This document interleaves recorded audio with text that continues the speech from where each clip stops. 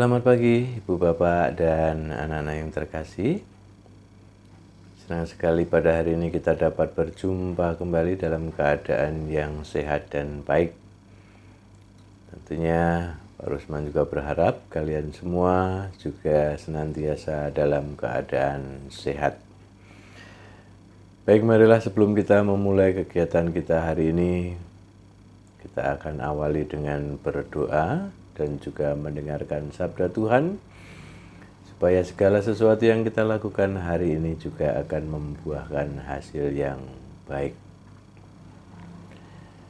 Kita siapkan hati kita. Mari kita membuat tanda kemenangan Kristus dalam nama Bapa dan Putra dan Roh Kudus. Amin. Selamat pagi ya Bapa. Terima kasih atas kasih karunia-Mu yang telah Kau berikan kepada kami dari malam kami tidur hingga pagi hari ini. Kami bersyukur untuk nafas baru yang boleh kami terima. Kami mohon berkati dan lindungilah aktivitas kami sepanjang hari ini, dan berkatilah pula orang tua, sanak saudara, sahabat dan semua orang yang kami kasihi di dalam menjalankan segala aktivitas mereka. Bapa, ampunilah juga untuk segala dosa yang telah kami perbuat, dan bimbinglah kami supaya kami senantiasa dapat mengikuti teladan dan kehendak-Mu. Doa ini ya Bapa kami serahkan kepadamu demi Kristus Tuhan kami, kini dan sepanjang segala masa. Amin. Anak-anak, mari sekarang kita bersama-sama mendengarkan sabda Tuhan. Semoga Tuhan beserta kita sekarang dan selama-lamanya. Inilah Injil Yesus Kristus menurut Santo Lukas. Dimuliakanlah Tuhan.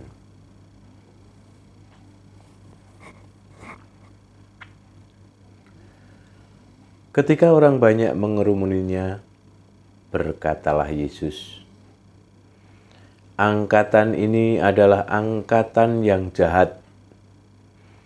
Mereka menghendaki suatu tanda, tetapi kepada mereka tidak akan diberikan tanda selain tanda Nabi Yunus.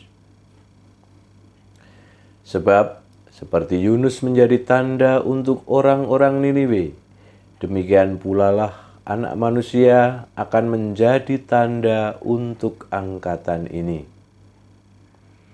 Pada waktu penghakiman, Ratu dari Selatan itu akan bangkit bersama orang dari angkatan ini, dan ia akan menghukum mereka. Sebab Ratu ini datang dari ujung bumi untuk mendengarkan hikmat Salomo, dan sesungguhnya yang ada di sini lebih daripada Salomo. Pada waktu penghakiman, orang-orang Niniwe akan bangkit bersama angkatan ini dan mereka akan menghukumnya. Sebab orang-orang Niniwe itu bertobat waktu mereka mendengarkan pemberitaan Yunus. Dan sesungguhnya yang ada di sini lebih daripada Yunus." Demikianlah Injil Tuhan. Terpujilah Kristus. Ibu, Bapak, dan anak-anak terkasih, mari kita renungkan bagaimana sabda Tuhan yang tersurat dalam Injil Lukas yang baru saja kita dengarkan hari ini. Dikatakan tadi Yesus mengatakan bahwa hanya ada satu tanda bagi angkatan yang jahat, yakni tanda Yunus. Yunus telah menjadi utusan yang mempertobatkan Niniwe dengan masuk ke dalam perut ikan 3 hari dan 3 malam. Kalian bisa membaca ceritanya dalam kitab Nabi Yunus, ya, bab 1 ayat 17. Di sana nanti kalian bisa membaca cerita lengkapnya. Anak manusia juga akan masuk ke dalam perut bumi dan bangkit pada hari yang ketiga.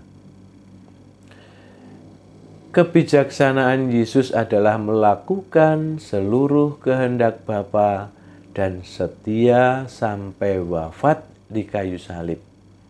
Untuk siapa? Untuk keselamatan manusia. Kesetiaan itu ditunjukkan dengan masuk ke dalam perut bumi dan berhasil mengalahkan maut seorang diri. Segala yang Yesus lakukan itu melebihi Salomo yang tidak setia kepada Yahweh, tetapi lebih setia kepada istrinya. Yesus melebihi Salomo. Yesus juga melebihi Yunus. Yunus merasa takut dan melarikan diri ke Tarsis. Yesus tidak merasa takut dengan kematian. Yunus hanya berada di dalam perut ikan yang kotor, tetapi Yesus ada di dalam perut bumi yang gelap dan dingin. Tetapi ia juga mengalahkan maut seorang diri. Yesus melakukan karya-karya besar dan ajaib. Yesus itu lebih dari segalanya. Dalam bacaan Injil hari ini kita diingatkan bahwa jika kita memiliki persoalan hidup, kembalilah kepada Yesus. Masalah dan persoalan hidup itu kecil karena kita memiliki Yesus yang jauh lebih besar dan agung.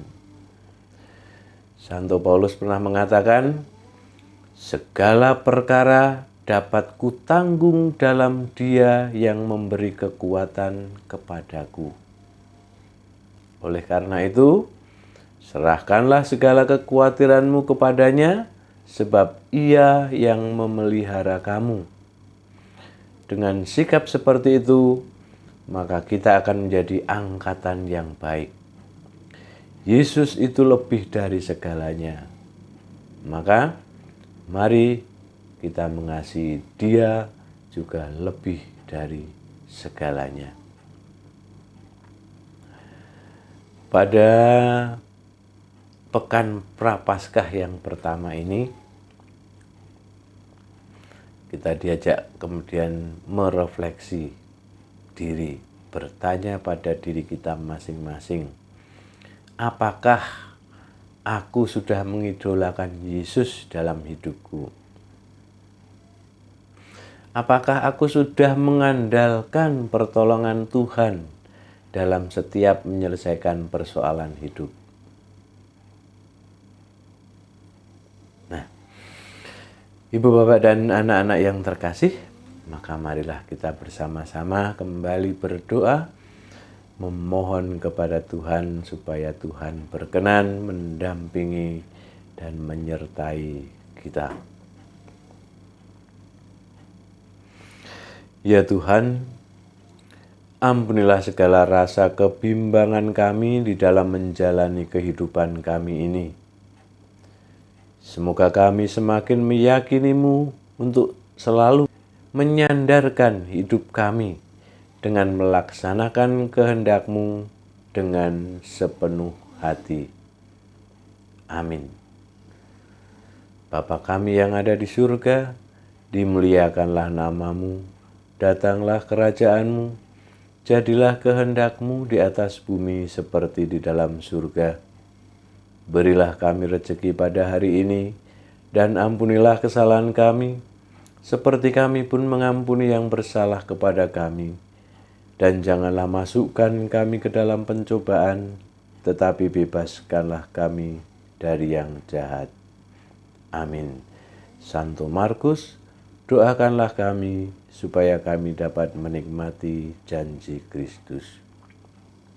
Semoga kita sekalian dalam seluruh aktivitas dan kegiatan kita senantiasa dibimbing, dilindungi dan diberkati oleh Allah Bapa yang Maha Kuasa, dalam nama Bapa dan Putra dan Roh Kudus. Amin. Terima kasih anak-anak. Doa pagi kita sudah selesai. Sekarang mari kita bangkit berdiri. Kita akan bersama-sama menyanyikan lagu Indonesia Raya dan Mars Santo Markus.